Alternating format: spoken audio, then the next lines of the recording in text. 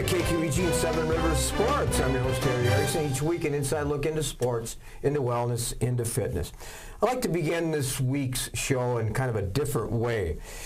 The show this week is dedicated to the memory of my friend Luther Selbo, who passed away just a few days ago of pancreatic cancer. Like many of us, he was a teacher, a coach, and an official. I worked many games with Lute over the years, on the football field, on the basketball court. Lute touched many lives in his journey through life and left a powerful legacy. Lute was certainly special indeed.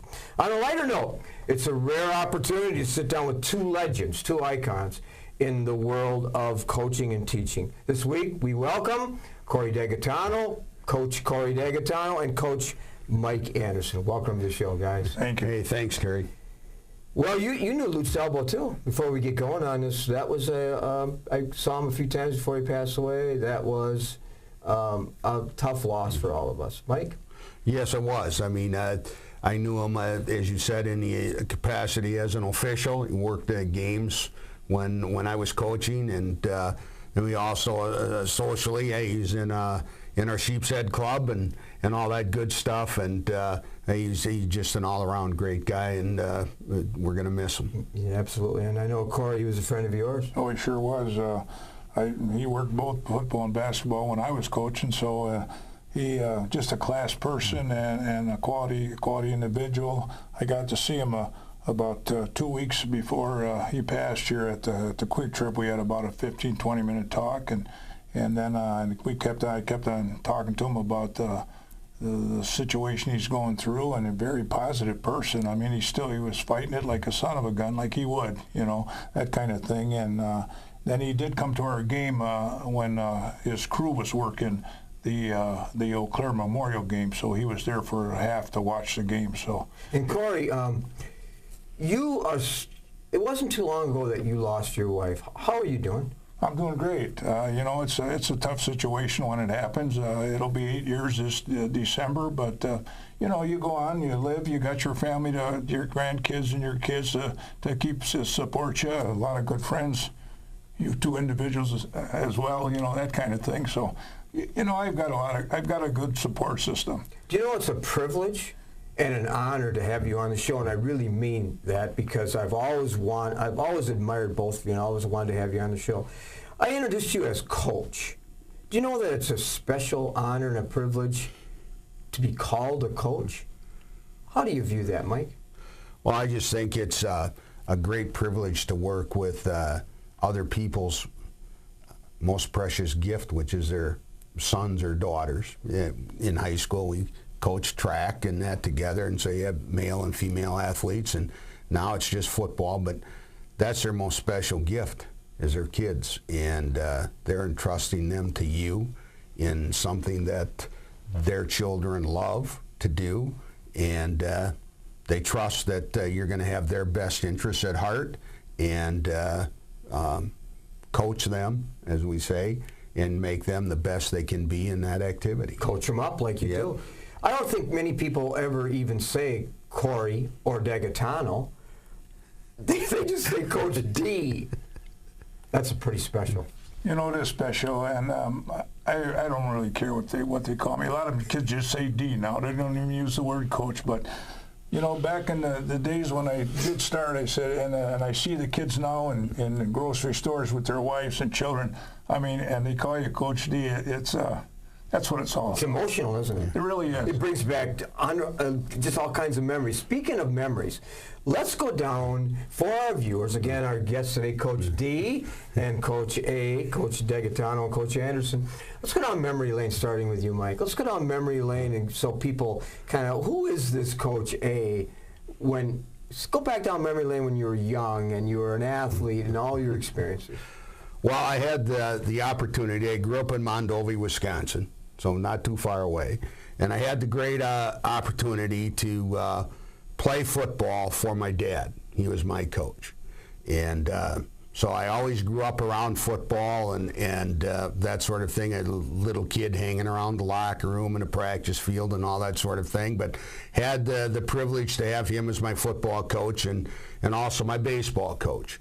And So that was a lot of fun, great memories there in high school. We were not in a conference at all. We were an independent, and we always liked it. We played Menominee, we played Eau Claire North, we played Chippewa Falls, and we won more than we lost with those schools that were 3-4 times our size in that. So, and going back to playing for your dad, it must have been special. All of us have people in our lives when we were young that sort of were an inspiration into perhaps going into teaching and coaching. Can you reflect on that? Well, I had to, obviously my dad is one, because he was started out as an industrial arts shop teacher, and he had played college football at Stout, and so that was one big influence that, hey, to go into teaching. And he always talked about it as, you're probably not going to make a whole lot of money, but whether it's good times or bad times, you're going to have a job, and it's a pretty rewarding job. Coach D, so many people know you coaching 49 years at Central, but how many of them know how you started, where you came from? What was the life of Corey Degaetano when he was young? And I was a young athlete at parochial school, Notre Dame in Milwaukee, and I played football, basketball, and baseball there. One of my coaches, Ralph Cramp, who is now in the Basketball Hall of Fame, was a very good, he was my JV coach at the time, and he really kind of inspired me into, maybe think about something like this. This would be a good thing for you to do, because I really loved athletics. My dad was a offensive guard for Milwaukee Lincoln way back in the day, so he kind of inspired me to get going, and this coach continued that capacity. And I even got to play baseball for Ken Coulee one year when I was a senior. He went on to Stevens Point, and of course he's in our baseball and basketball Hall of Fame as an official. So those kind of people were the people that kind of influenced me to get going, and then of course I was fortunate to come to lacrosse and find a spot in lacrosse here, and meet Menominee Mike as we were JV coaches many years ago, and we kind of competed against each other, and we just had a great time. And I mean, athletics is my life, really. Actually, it was my family's life. I know. Well, let's go back to that decision you made to come to lacrosse. What inspired that? I had a good buddy, Dave Borowitz, a teammate of mine in basketball and football, and we were talking one day, and I was actually planning on going either to UWM or parochial college in Racine, Dominican. And I said, "Where are you going, Dave?" He said, "I'm going to lacrosse. I'm going to become a coach and a teacher." And I said, "You mean you can go to school for that kind of thing?" I didn't even know where lacrosse was, And he says, "Yeah, western part of the state." He says. So I went home, talked to my folks. Mom said, "Write a letter." So I did, and here I am, And the best part of that whole story is, Dave was coaching at Milwaukee Tech for Win Parkinson, and I was coaching for Ken Beard back in the '86 state basketball tournament, and we got to beat him. I remember that game. I was courtside actually watching that game. But, and Mike, too, a standout letterman at Menominee, at Stout. Not me. I was at Eau Claire. My dad was at Stout, but I went to Eau Claire. You were Eau Claire letter winner. Played under Bert Walker. And then you came to lacrosse. Right. I did my teaching starting in Menominee, and Corey alluded to it that, hey, we were in the big rivers and competing against each other in football, and we JV teams and track teams. He was the head track coach or assistant track coach, and I was assistant track coach, and so we were competing, and he just said one day, "Hey, if you ever get an opening there at Central, let me know." Well, lo and behold, one summer, midway through the summer, he calls me up and says, "Hey, we got an opening. You need to be down here tomorrow to talk to Mr. Weiser and Mr. Hackett and go from there." So that ended up with me leaving Menominee and coming to Lacrosse Central and assisting in football, assisting in wrestling, assisting in track, and got it going from there. So, my coach, Wayne Lucas, who was a great teacher, always said, good coaches are good teachers. One is complements the other. you were a great teacher. Both of you were. Starting with you, Mike, you won some awards, Teacher of the Year, and you prided yourself on academics, classroom first, athletics second. Well, I think you said it's definitely a correlation. You know, whether you're working with kids on a football field or you're working with kids in the classroom and trying to get them to do the very best they can in the classroom, and you're trying to teach your particular curriculum, your content, it's the same type of preparation and the same type of work that you have to do when you're working on the football field or basketball court. And Corey, talk to some of your former, not just athletes, but young people that had you as a teacher. Always high praise for you, because you took a great deal of pride in teaching and then coaching. You know, my big thing was to get the kids to understand that you know, teaching is a great part of it, about life, you know, just life in general. I was in an area with physical education and health where I could really do that. I mean, it was a easygoing atmosphere. You know, the kids had a lot of fun. We would joke around with each other. I would talk about their academics, how are things going, their families, and that seemed to be a big key for me. And when I came to Central, Cliff Lane was my boss in the Phi Ed area, and he wanted to know if I wanted to take the freshmen, and I really liked that because that was a great opportunity for me to get to know the kids right away and encourage them if they had any athletic ability to go that route. And whether it was an academic thing, kids wanted to be doctors or whatever, I would talk to them about things of that nature. What kind of doctor you want to be, or what kind of an engineer do you want to be, that kind of thing. And it was a great opportunity for me to do that. It was relationship building. That's what the strongest, I think, component of both of you is basically that. But we're going to step aside for a halftime break, and of course, as a football coach, you know what a halftime break is. We're going to step aside just a minute. We come back more here on Seven Rivers Sports. With our busy lives, it's a comfort to know that we can still remember loved ones in a traditional way with a monument. Lewiston Monuments in Lewiston, Minnesota has been helping families purchase a monument for over 4 generations. You'll find a large selection of beautiful granite, marble, and bronze monuments, all at competitive prices. And they're a full-service company, so they also do straightening, cleaning, and repair of monuments. Stop in or call for a no-obligation consultation, or visit lewistonmonument.com for more information.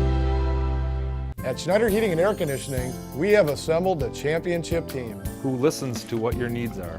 We install carrier comfort systems that improve the comfort, efficiency, and the air quality of your home and workplace. We serve you with highly trained technicians who are prompt, friendly, and honest. For Gold Star treatment, turn to the experts, Carrier and Schneider Heating and Air Conditioning. Schneider Heating and Air Conditioning, your comfort is our business. Welcome back to Seven Rivers Sports. Again today, a special show, very special show with 2 friends, icons, legends, Corey Degaetano and Mike Anderson. Before we went to break, we were talking a little bit about relationship building. All the coaches that I've read about, people that I admire, whether they're local coaches, they're nationally known, talk about relationship building. That's you too, Mike. Yeah, well, that's what it's all about. You're in the game of football. You're asking kids to do some not so ordinary things, to go out there and hit somebody, tackle them, and if you're going to ask kids to play through, and it's hard. It's a hard game. You got to be in shape. You're just not going to walk out there and do it. And to ask kids to do those types of extraordinary things, they have to believe in you, and they have to feel that you actually believe in them and they can do it, and you're working with them, and you have their best interests at heart. And you build those types of relationships, those kids will go through a brick wall for you if you ask them to do that. Exactly. And if you don't have that and the kids don't believe in you, it's a struggle. It's going to be a big-time struggle.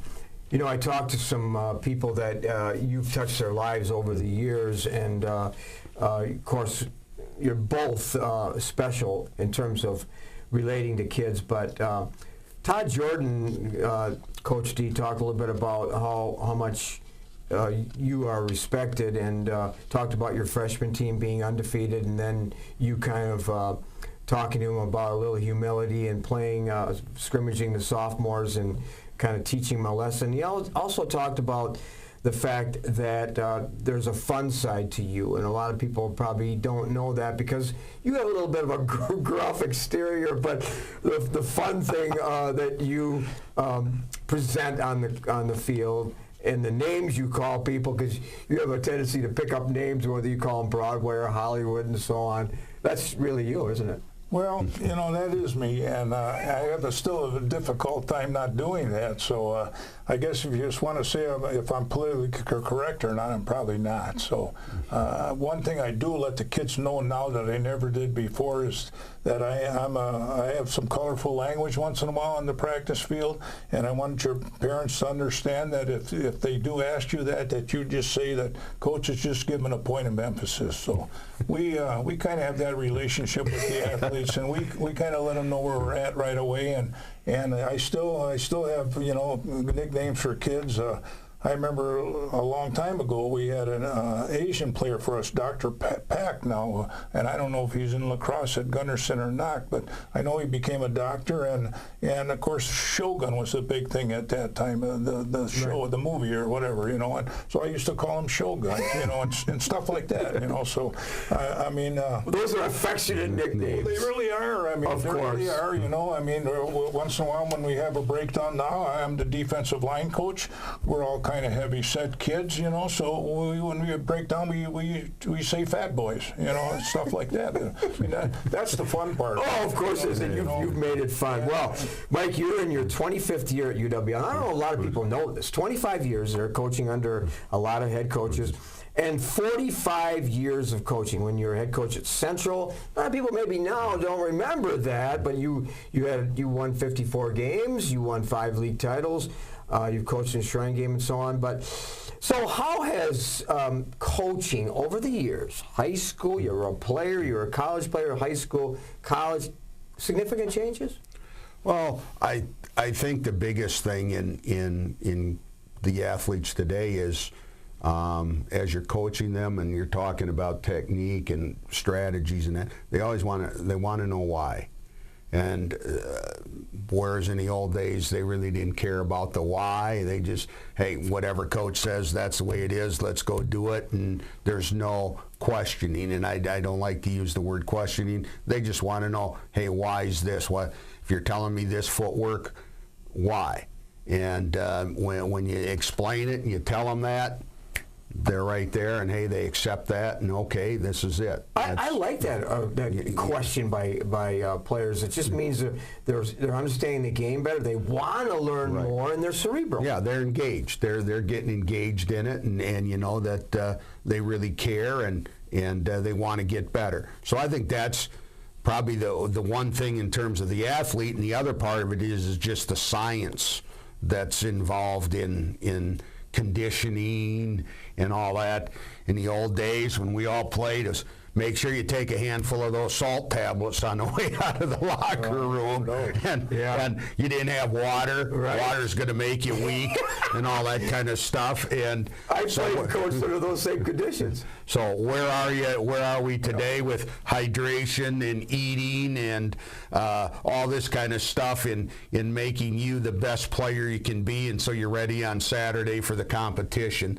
So I just see that the science aspect is so much more, and that's one of the big things at UWL with the exercise sports science department, that it gives us, I think, a real advantage with our student athletes. Coach D, have you seen a significant change in athletes in your 49 years of coaching? Oh, you definitely have.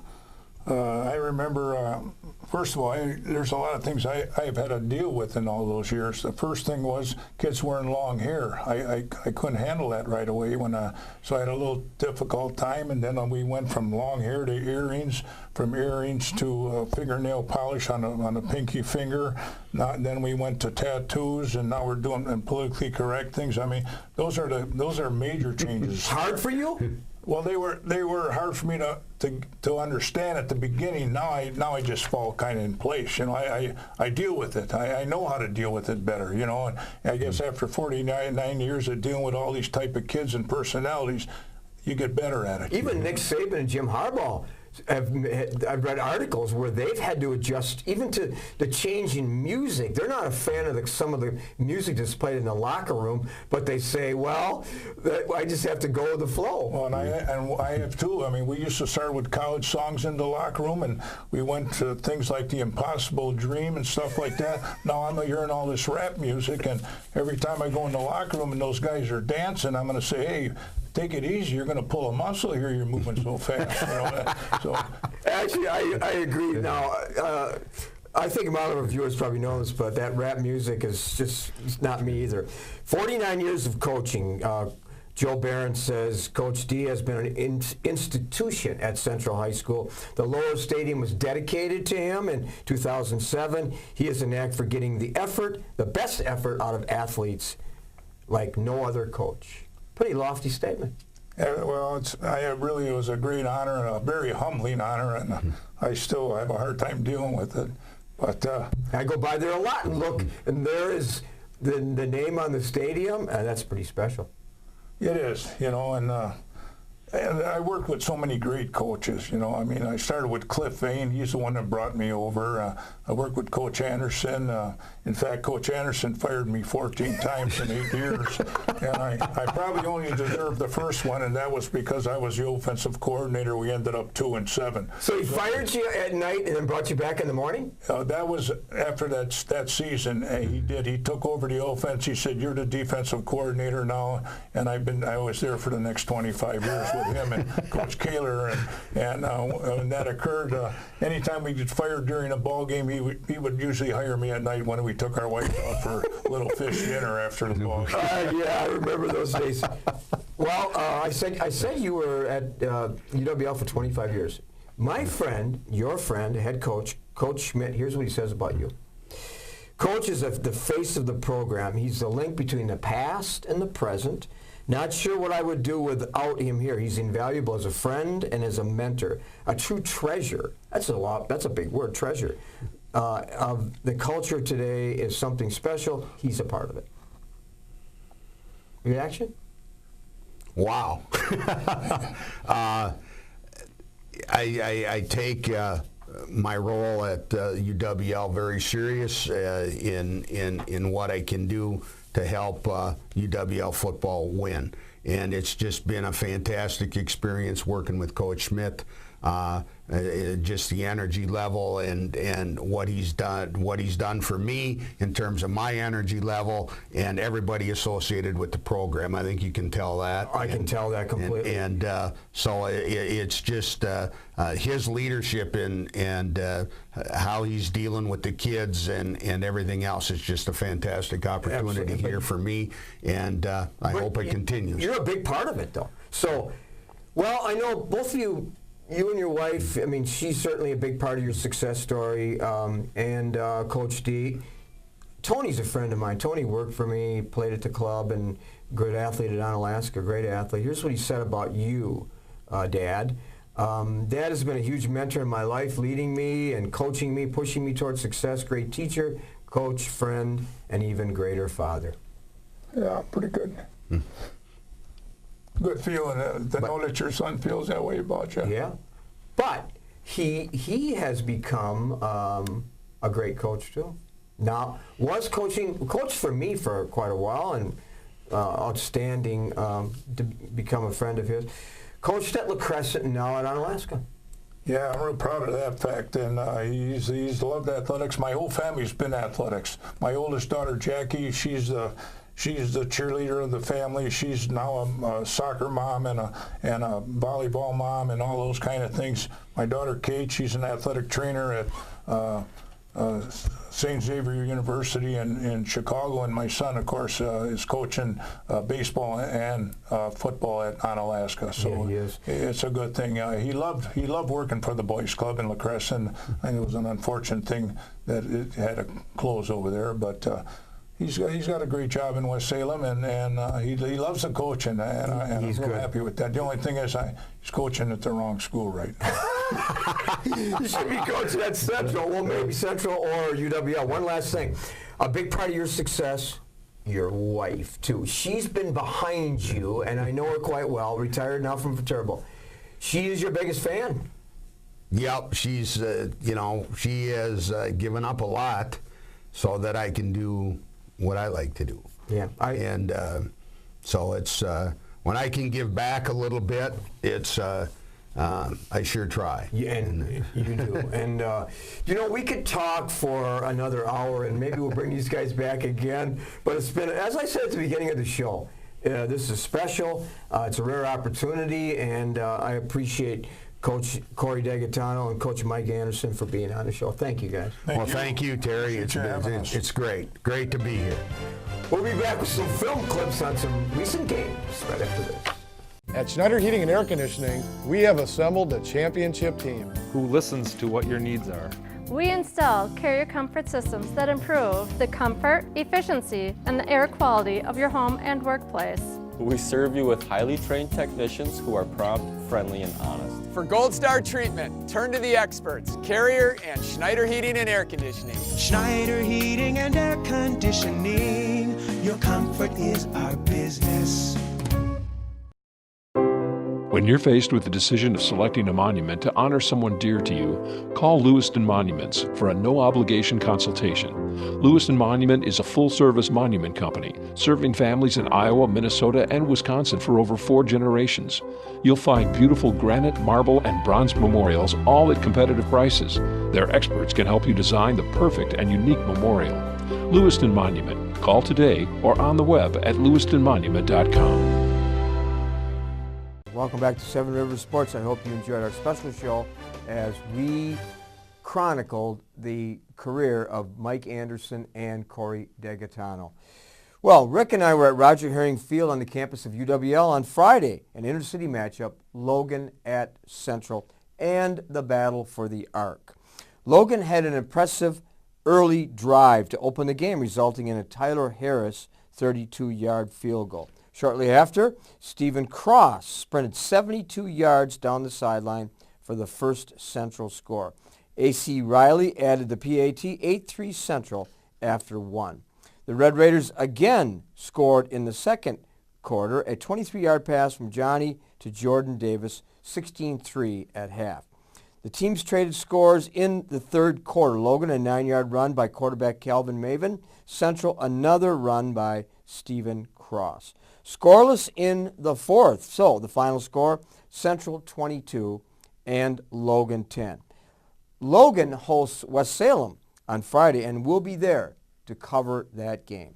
On to West Salem for our coverage of Aquinas and the West Salem Panthers. West Salem struck early. Brendan Holtz, 3 touchdown runs and an Aquinas TD, a 66-yard pass, Gavin Wetzel to speedster Brandon Murfeld, 21-6 after 1.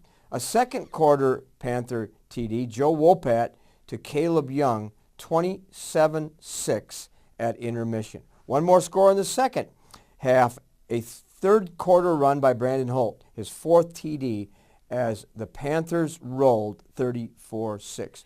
West Salem is at Logan on Friday, and we'll be there to cover that, while Aquinas and Holman match up in another MVC game. Well, that's it for this week here on Seven Rivers Sports. I'm your host, Terry Erickson, hoping you will have an active and a healthy week